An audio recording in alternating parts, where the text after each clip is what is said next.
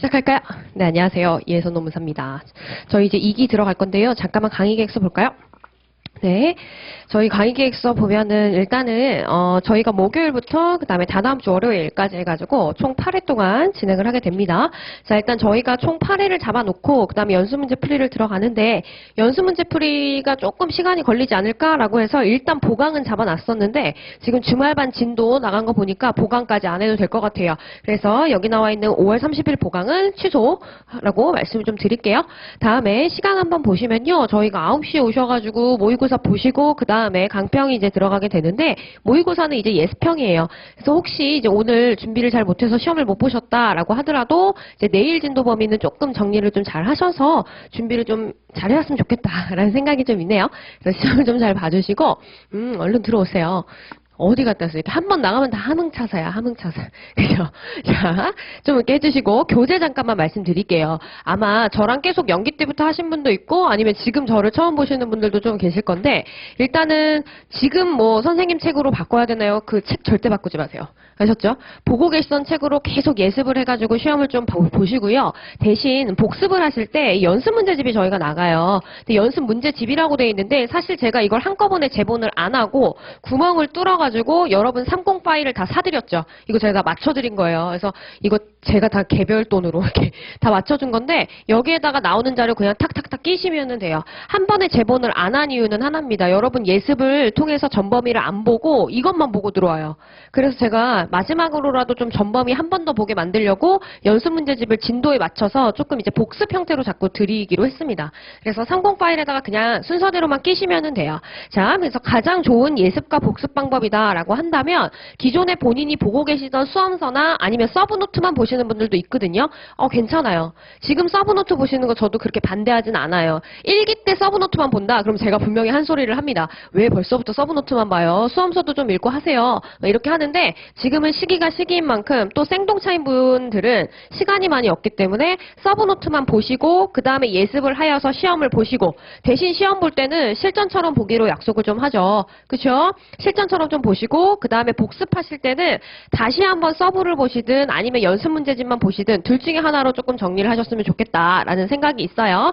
자, 그래서 예습하고 복습 관련해가지고 조금 말씀드리면 일단 예습을 하실 때 첫 번째 수험서로 보시는 분들 있을 겁니다. 저 좋아해요. 수험서로 보시는 분들. 왜냐하면 수험서로 보신다는 거는 계속 문장 자체를 풀 텍스트로 계속 보고 그렇죠? 그렇기 때문에 내가 답안지에 쓸 내용이 엄청나게 많다는 거예요. 게다가 이 수험서로 보시는 분들의 특징은 이제 뭐가 되냐면 흐름이라는 게 잡혀요. 학문의 흐름이라는 게 잡혀서 50점짜리 문제 쓰실 때 굉장히 조금 이점이 있으십니다. 이렇게 보시는 거 오케이. 그래서 수험서로 저는 바로바로 정리했어요. 그러면 수험서로 보세요. 그죠? 근데 선생님 저는 시간이 너무 없고 이렇게 뭐라 해야 될까요? 긴 텍스트나 이런 거를 봤을 때 어디를 쓰고 어디를 안 써야 되는지에 대한 판단이 안 서서 그냥 바로 서브로만 봤어요. 서브로만 공부를 하면서도 내가 잘 이해가 안 가는 부분이나 부연 설명이 안 붙는 부분은 발췌독 형태로 갔다. 그럼 그게 서브노트를 제대로 활용하신 거예요. 됐어요? 서브노트만 들고 드립다 외우잖아요. 기계예요, 기계. 외워지지도 않아요. 경조는 얼마나 외울 게 많은데요. 그죠? 외울 게 너무너무 많은데 그 문장을 이해의 베이스 하나도 없이 그냥 생으로 암기한다? 너무 힘들어요, 본인이. 그죠? 그래서 두 번째 서브노트로 공부를 하셨다라고 하시더라도 플러스에서 뭐는 반드시 해야 됩니까? 발췌독이라는 거를 통해서 뭐를 해야 된다? 이해라는 건 어느 정도 하셔야 됩니다. 그래서 아마도 첫 번째 수험서로 하신 분들, 제 거든 아니면 다른 선생님들 거든 아무튼 수험서로 하신 분들 아니면 두 번째로는 서브노트로 하시는 분들 예습은 아마 이렇게 두 부류로 나뉠 거예요. 그렇죠? 그러면 이렇게 예습을 하시고 시험을 실전처럼 좀 보시고 복습을 조금 하셔야 되는데 우리 평일반은 시간이 좀 없어요. 당장 내일 시험 준비하는 것도 시간이 너무 빠듯하게 들어서 복습하는데 시간을 충분히 못 들이십니다. 제가 알아요. 그렇죠? 그래서 복습할 때 조금 욕심을 조금 버리시고 복습을 하실 때는 이렇게 가시죠. 일단은 어떤 경우에 속하든지 간에 공통점은 뭐냐? 연습 문제집 위주로 뭐 한다? 정리를 하는 거. 이거는 제가 복습 공통점이에요. 공통적으로 가시고 자 만약에 수험서로 공부하신 분들 같은 경우에는 서브노트로 다시 한번 뭐를 본다? 목차랑 키워드 점검을 전범위 하세요. 목차랑 키워드만 눈으로 찍고 가는 거지 막 서브노트를 외우라는 소리 아닙니다. 아셨죠? 목차랑 키워드로 다시 한번 점검하시고 그 다음에 연습 문제집으로 답안 형태로 어떻게 또 이것이 줄여서 현출됐는지 확인하고 끝. 그 다음에 예습을 하세요. 내일 시험 범위에. 아셨죠? 그다음 서브노트로만 보셨다라고 하시는 분들은 어쩔 수 없어요. 이 예습을 할 때 발췌독을 하시는 거지 여기에서 또다시 막 발췌독하고 책 뒤져보고 하실 필요 없습니다. 여기서는 서브노트 한 번 더 보실 수 있으면 한 번 더 보시고 연습 문제집에서 발췌독하세요. 됐어요? 이렇게 해서 조금 정리를 하시는 거를 좀 권합니다. 복습할 때는. 어쨌든 복습은 조금 줄여진 형태로 하시는 걸 권해요. 자, 이렇게 해서 저희가 교재, 자료, 그리고 예습 복습 방법 한꺼번에 조금 정리를 좀 했으니까 참고로 봐주시고 일단 연습 문제집 2에 나오는 자료로는 일단 최고 답안 나갈 거고 최저평 나갈 거고요. 되나요? 그리고 여러분 답안지에는 이제 개별적으로 이제 부분 첨삭이 들어가는 것도 있는데요. 총평과 그다음에 거기 한 페이지 넘어가 볼까요? 일단 서론본론 결론에 어떤 내용이 들어가야 되는지가 이제 첨삭지에 나가는 경우도 있고 아니면은 배점표의 부분 제가 바로 한꺼번에 볼 수 있게 처리를 해드리는 경우도 있어요. 근데 아마 한꺼번에 보게 처리해주는 게 조금 더 편해하시는 것 같긴 합니다. 이 자료 저 자료 보는 것보다는. 그래서 이 부분은 제가 일단은 편의성을 좀 봐가지고 처리를 해드릴 거고 각각 개별적으로 나가는 것은 거기 나와 있는 총평, 장점, 개선점 이렇게 세 가지가 이제 나갈 거니까 요거는 한번 참고로 봐주세요. 그런데 우리 채점해 주시는 분 중에서 화요일, 목요일에 채점해 주시는 분은 일단 법인을 다니시는 분이기 때문에 이 총평과 그 다음에 장점과 개선점 이거를 별도로 파일로 막 워드를 쳐서 해주실 수 없을 것 같아서 아마 이분은 대신 답안지에 엄청나게 좀 세부 코멘트가 많이 나갈 겁니다. 인사관리도 아마 그랬고요. 그래서 그거는 조금 미리 참고를 좀 해주시면 좋겠습니다.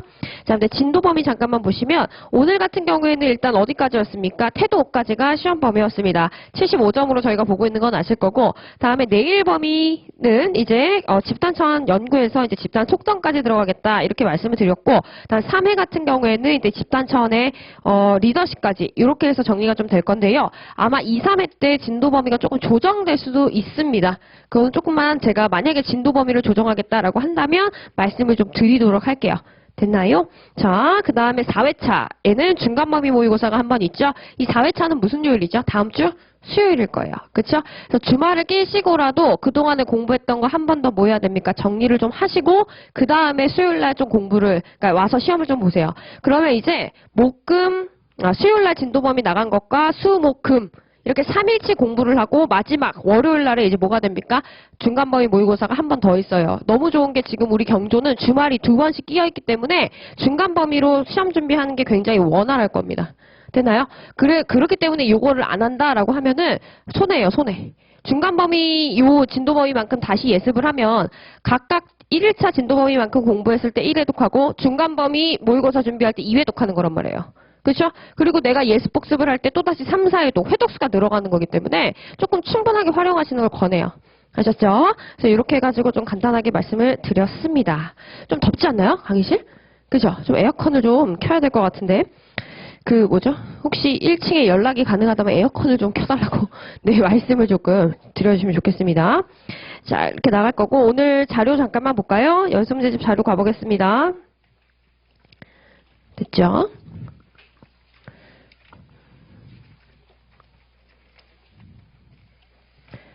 삼공 파일 안 받으신 분 있으면 1층에서 달라고 하면 아마 주실 거예요. 그래서 좀 이렇게 잘 껴놓으시면 좋겠습니다. 그리고 저희가 이제 중간범위 모의고사 본 날에는 이제 대면 첨삭이 있어요. 그러니까 대면 첨삭이라기보다는 답안지 전반적으로 보면서 좀 요거는 조금 뭐 좋다, 요거는 조금 이제 고쳐 나가자, 3기 때 요렇게 조금 준비 마무리해라, 이런 식으로 조금 많이 이제 면담인 거구나, 마찬가지고요. 질문 같은 거 있으시면 싹 다 갖고 오세요. 아셨죠? 그래서 그 자리에서 바로바로 질문하시고, 그다음에 답변 받아가시면 될 것 같아요. 아셨죠? 그래서 이제 중간범위 모의고사 보는 날에 아마 대면 답안 면담이 있다는 거, 요거는 좀 기억해 두시고 일정 짜실 때 조금 고려하시면 좋겠습니다. 됐나요? 자, 오늘 모의고사 진도범위만큼 한번 나가볼 건데요. 자, 1쪽 가시면은 기출문제 나와 있고 옆에 연습문제 나와 있습니다. 연습문제 리스트에서 줄이 쫙쫙 그어져 있는 것들은 제가 모범답안 만들어 드렸습니다. 이거 줄이 쫙쫙 그어져 있지 않는 것들은 일단은 브리타 정도로 여러분 조금 고려를 하고 있어라. 3기 때 이거 문제 낼 수 있다, 이런 뜻입니다. 그러니까 여러분 조금 참고해가지고 정리해 주시면 좋겠습니다. 물론 연습문제집만 보고 싶으신 분들이 굉장히 많을 거예요. 제가 말씀드리죠. 연습문제집만 보지 마세요 있어요라고 하더라도 결국 연습 문제지만 보고 있더라고요. 보니까. 그죠? 제가 그걸 잘 아는데 그 불안함이나 아니면 심리나 아니면은 그런 경영조직론의 분량의 부담감 때문에 그렇게 하시는 거 알아요. 근데 그래도 좀 서브노트로라도 조금 전범위는 좀 어느 정도 커버를 해두시고 그 다음에 연습 문제집으로 부분 강하게 처리하시는 게 훨씬 좋을 것 같아요. 만약에 불이 튀어나오면 어떡해요? 그쵸? 이 안에서 다 돌려막기가 대부분 되긴 된다라고 하더라도 혹시라도 내가 진짜 그 해 운이 없다. 그래가지고 불이 터 나와버리면 이 안에 없는 게 나오면 어떡할 거예요. 그쵸? 그러니까 웬만하면은 좀 서브노트 같은 것들을 통해서 전체를 좀 보완을 하면서 이 부분 강하게 처리하는 거를 권해요.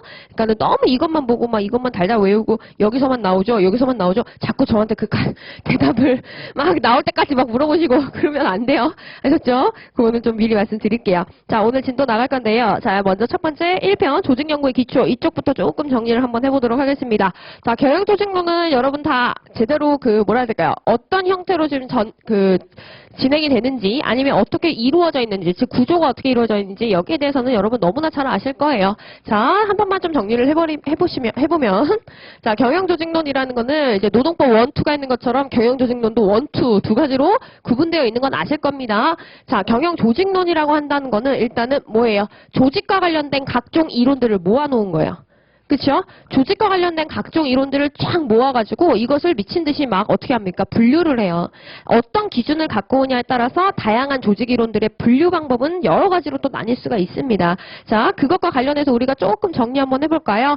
자, 경영조직론에서 우리가 일단은 첫 번째, 경영조직론은 뭐다? 조직 이론들의 뭐예요? 조직과 관련된 이론들이 뭐예요? 하나로 모여있는 학문이다. 그러면 이 조직 이론이 연구 대상으로 삼는 조직 자체는 무엇이냐? 조직에 대한 이해라는 걸 했던 걸로 저희가 기억을 해요. 그쵸? 그래서 조직의 개념 정의라는 것은 뭐라고 우리가 정의를 내렸었죠?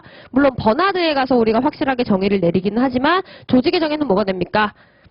공동의 목적을 달성하기 위해서 2인 이상의 사람들이 모여 상호작용하는 사회적 구성체다.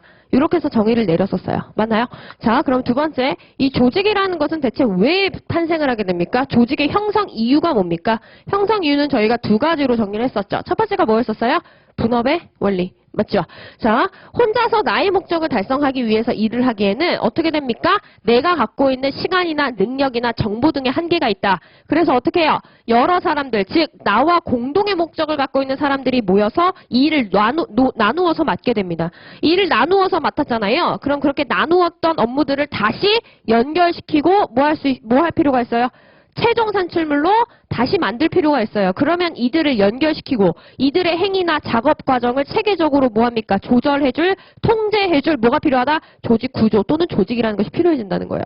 됐죠? 그래서 첫 번째, 분업의 원리라는 것이 조직이 탄생하게 된 원인이 된다. 두 번째, 조직 탄생의 원인은 뭐가 됩니까? 거래 비용이라는 것을 뭐하기 위해서? 제거하기 위해서입니다. 거래 비용이라는 것은 뭐라고 말씀드렸어요? 조직이라는 건 결국 공동의 목적을 달성하기 위한 내 식구예요. 그쵸? 내 식구들끼리 서로 힘을 합치고 자원을 나눠갖고 한다면 서로가 서로를 속일 일이 없다. 맞나요?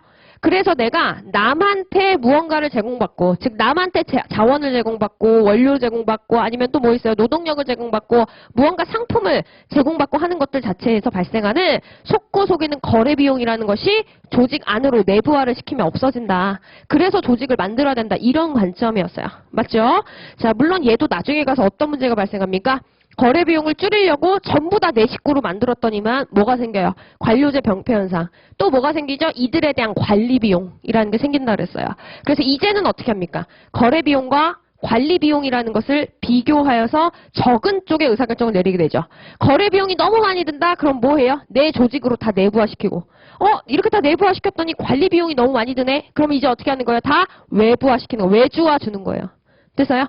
자, 이렇게 해서 저희가 거래 비용의 제거를 위해 조직이 탄생한다까지 봤습니다. 자, 그럼 이렇게 탄생한 조직이라는 것은 어떠한 형태가 있느냐? 조직의 형태와 관련된 모형들을 조금 봤었죠? 그죠? 기억나나요? 자, 조직 형태와 관련한 모형으로 저희가 두 개를 봤어요. 기억나시죠? 첫 번째 뭐였어요? 에치오니. 그 다음에 두 번째? 그냥 블로우와 스캇. 이라고 해서 두 가지 모형을 좀 봤었고, 여기는 어떻게 두 문자 따는 건지 좀 그 방식 익히려고 좀 봤었던 걸로 제가 기억합니다. 자, 이렇게 해서 조직에 대한 이해가 끝나면 이제 어디로 들어갑니까? 조직 이론에 대해서 들어갑니다. 자, 조직 이론들의 총합이 경영 조직론이니까 다양한 경영 이론, 그러니까 조직 이론들을 살펴보게 되는데, 자, 조직 이론이라는 거는 일단 다양하게 구분을 해볼 수가 있을 거예요. 근데 저희가 가장 많이 사용하는 구분 기준으로는 뭐가 있습니까? 일단 첫 번째 뭐 있어요? 수준을 기준으로 해서 나눠볼 수가 있겠습니다. 맞나요? 자, 수준을 기준으로 해서 나눠본다라고 하면 조직 이론들은 일단 첫 번째로 어떤 수준과 어떤 수준으로 나눠볼 수 있죠? 개인 수준, 집단 수준, 조직 수준으로 나뉘고요. 맞아요? 개인 수준에서의 조직 이론이다라는 건 무슨 뜻입니까? 조직 안에 있는 개인 구성원의 행위를 연구한 걸 말해요. 맞죠? 두 번째, 집단 수준에서의 조직 이론 연구다라고 한다면 이건 뭡니까? 집단 내에 있는 구성원의 행위를 연구하는 것을 집단 수준에서의 조직 이론이다라고 얘기하죠. 그럼 조직 수준에서의 조직 이론은 뭘 말하는 겁니까? 조직이라는 전체 시스템 안에서 구성원의 행위를 연구하든가 아니면 조직 자체와 환경과의 관계를 연구하든가. 맞아요? 자, 이걸 수준별로 나눠본 것이고 두 번째로는 뭘로 나눠볼 수 있습니까? 범위를 기준으로도 나눠볼 수 있어요. 얘네들이 다시 재편되는 거죠. 먼저 첫 번째로는 미시조직 이론이라는 게 있고 거시조직 이론이라는 게 있습니다. 미시조직 이론은 뭐예요? 미시조직 이론은 조직 안에 있는 세세한 뭐를 본다? 행위를 보는 거예요. 그래서 다시 이 미시조직 이론은 뭐와 뭘로 나뉠 수 있습니까? 개인과 집단, 조직의 무슨 연구? 행위 연구로 갈 수 있어요. 맞아요? 그런데 거시조직 이론이다라고 한다면 얘는 지금 뭘 말하는 거예요? 얘는 두 개죠. 조직 차원의 뭐를 본다? 조직 차원의 행위, 즉 조직 자체를 본다라고 합시다. 조직 자체를 본다라고 해서 조직 자체의 행위를 결정하는 문화나 아니면 조직의 몸뚱아리로 구조를 보는 거예요. 그죠? 그럼 두 번째로 이 거시조직 이론에서의 메인은 뭐냐? 이거 뭐예요? 대환경적 행위예요. 환경, 그 조직 자체와 이 조직 자체가 살아있는 유기체로서 환경과 어떤 관계를 갖고 그러므로 이 환경에 대해서 어떤 전략을 구사해야 되는지. 됐어요? 이렇게 나뉠 수가 있겠네요. 세 번째로 구분한다라고 한다면 이제 뭐가 되겠습니까? 시간입니다. 어떠한 발전 순서에 따라서 조직 이론들이 분류되느냐요. 됐죠? 그래서 저희 경영조직론 책은 어떻게 구성되어 있어요? 저희 경영조직론 책은 이 수준이나 범위에 따라서 요렇게 그러니까 미시로 나눠서 다시 요렇게 나뉘는 거고 그다음에 거시로 가서 요런 식으로 저희가 개편이 되어 있는데 그러니까 책이 구성이 되어 있는데 일단 여기에서는 즉 앞쪽의 조직 이론에 대한 발전사에 대해서는 시간대별로 조금 쭉 검토를 좀 해보는 편이었죠. 자, 그러면 한번 시간대별로 조직 이론들 나눠가지고 살펴볼게요. 됐나요? 전체 우리 책은 이렇게 앞쪽과 같은 구조로 되어 있지만 지금 여기에서는 뭐다? 역사적 발전 과정에 따라서 이론을 조금 정리를 해보도록 하겠습니다. 자, 일단 첫 번째 조직 이론의 발전사 이론의 발전 과정 로마자 3번으로 갑시다.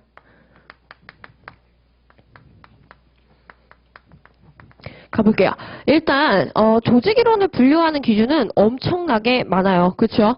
많은데 일단 저희가 한번 발전 4대로 정리를 해보고 조직이론 어떠한 공통점과 차이점이 있는지 보도록 하겠습니다. 자, 가장 초창기에 나오는 조직이론들을 우리가 뭐라고 하죠? 고전이론이다 라고 이야기를 합니다. 이 고전이론들은 어떠한 연구 목적을 갖고 있는 이론들을 고전이론이라고 우리가 묶어서 얘기하는 거죠. 그렇죠?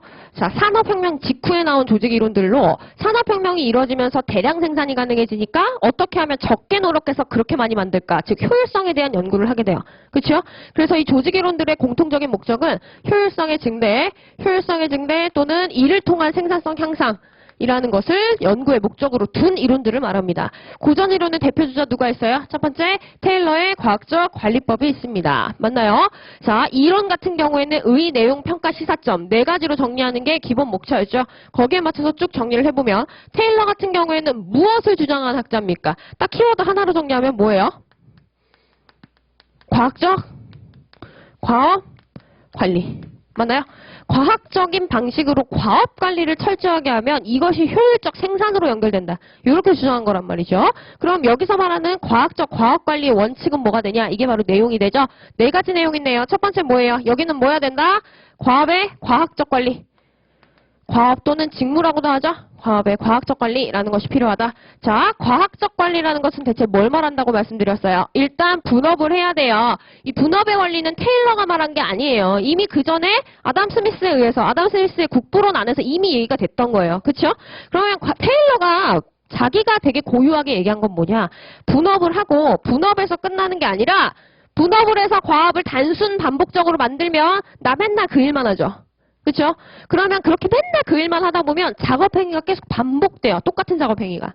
이럴 거면 차라리 시간 동작 연구를 해서 최적의 작업 수행 방식, 최적의 작업 수행 행위라는 걸 만들어서 그냥 그대로 하게 하자. 맨날. 됐어요? 자, 뭐가 들어와요? 표준화가 들어온단 말이에요. 됐죠? 이 표준화가 들어오면 이에 따라서 우리 작업 수행자 어떻게 돼요?